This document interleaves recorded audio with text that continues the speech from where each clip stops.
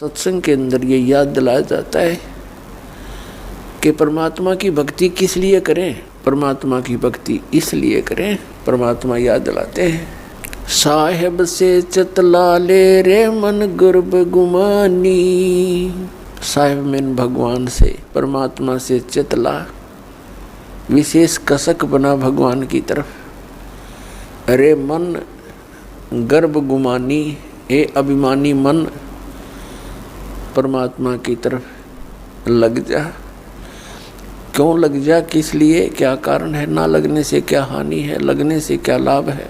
ना भी कमल में नीर जमा तेरा दीना मैल बनाए। नीचे जठरा अग्नि जल थी वहां तेरी करी सहाय।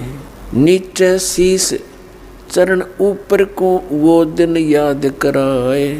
दांत नहीं जब दूध दिया था अमी महारस खाए। बाहर आया भरम भुलाया बाजे तोर सनाए। तू ही तो छोड़ दे अब चला अधम किस राय। दाई आई घुटी प्याई माता गोद खिलाए। तू ही तो छोड़ दिया अब चला अधम किस राय। अब क्या बताते हैं परमात्मा के जब तू माँ के गर्भ में था, एक विशेष संकट को झेल रहा था।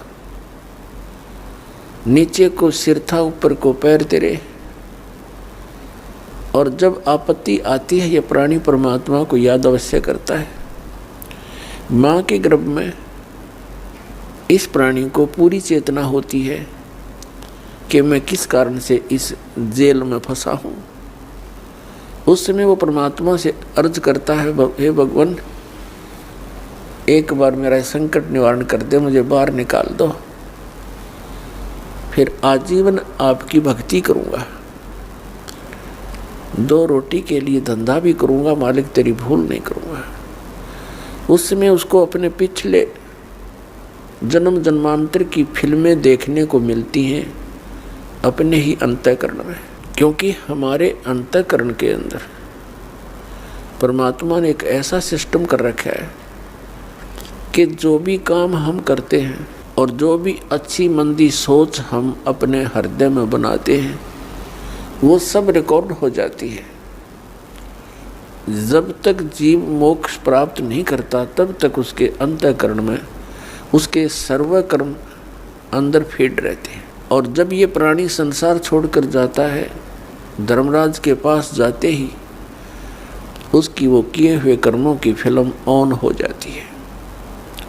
वहाँ इसको ये बताने की आवश्यकता नहीं पड़ती, तो नहीं ये गलत करा रही हो, नाट जा। वहाँ नाटने की गुंजाइश नहीं रहती कि मैंने ऐसा नहीं किया। तो उस फिल्म को देखता हुआ वो प्राणी अपने पिछले मनुष्य जीवन व्यर्थ किए हुए इसको बहुत याद आते हैं और बहुत रोता है। मैं कितना जालिम था, मुझे संतों ने चेताया भी, भक्ति करने लगा भी, छोड़ दिया, फिर उन्हीं मस्तियों में लगा रहा। परमात्मा की भक्ति ना करने से आज तक मैं भटक रहा हूँ। तो उस समय परमात्मा याद दिलाते हैं कि जब तू माँ के पेट में था, जब तो तू करा था, हे भगवान तू ही है सब कुछ, और आप एक बार मुझे इस माँ की पेट की कैद से बाहर निकाल दें, आपको कभी नहीं बोलूँगा। तो यहाँ परमात्मा कहते हैं बाहर आया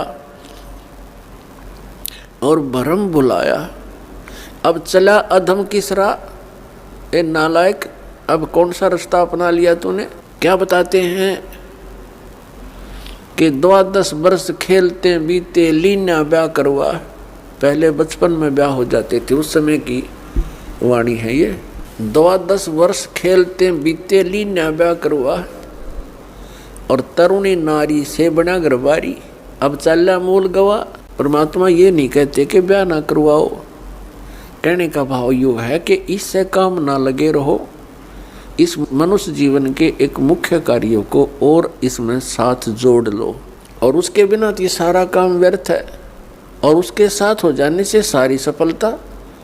जब व्यक्ति महादुखी हो जाता है, अपने सतर के सब प्रयत्न ये कर लेता है, चाहे राजा भी क्यों न हो, तो उसको भगवान की आवश्यकता महसूस होती है। राजा लोग भी परमात्मा के लिए साधु संतों के पास जाते हैं, आशीर्वाद प्राप्त करते हैं। तो परमात्मा हमें याद दिलाने आते हैं कि तुम भिखारी क्यों बनो। वो साधु क्या करते हैं, वो भी तो भगवान की भक्ति करते हैं, तुम भी करो।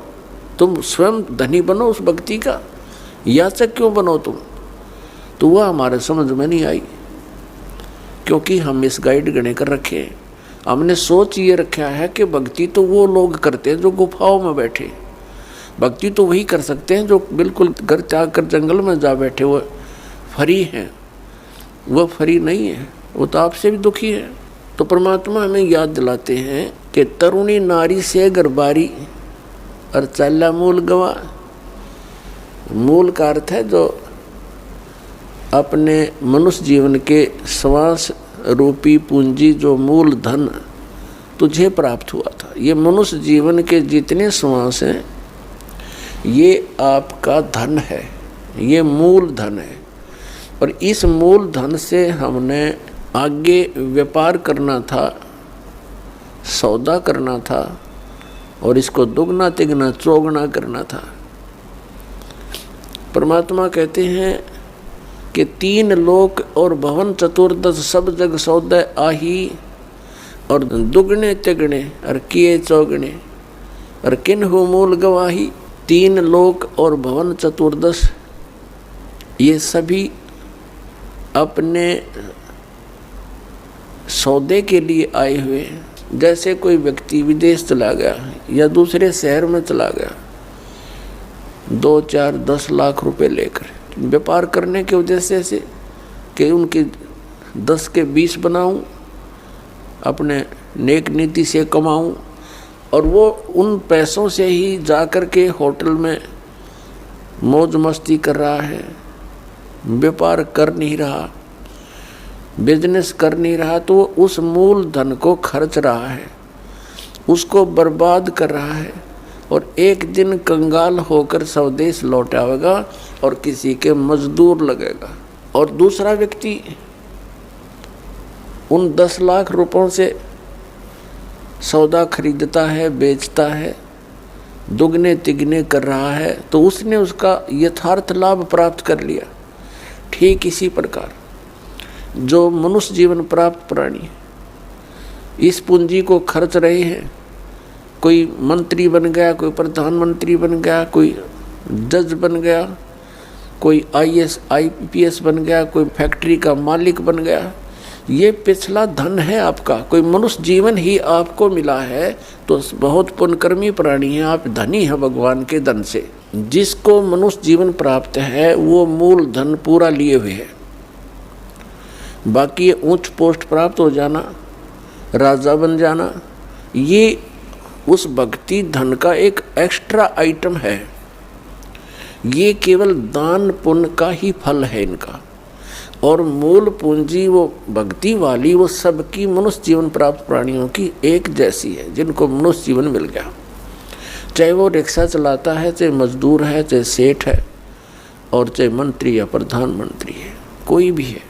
भक्ति धन आपका जो है नाम की कमाई वाला धन तो सबका समान है। और रहे पुण्यों का, उन पुण्यों से ये उच्च पोस्ट मिल जाती है।